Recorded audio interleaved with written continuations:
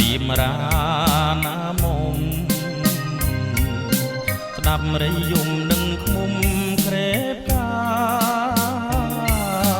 ជាសុបនរាជាវាសនាក្រេបរសជាតិពូស្រា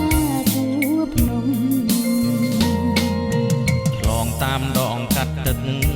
ថ្លាឆ្វេងបងទឹកលេងស្ដាប់ភ្លេងរងំ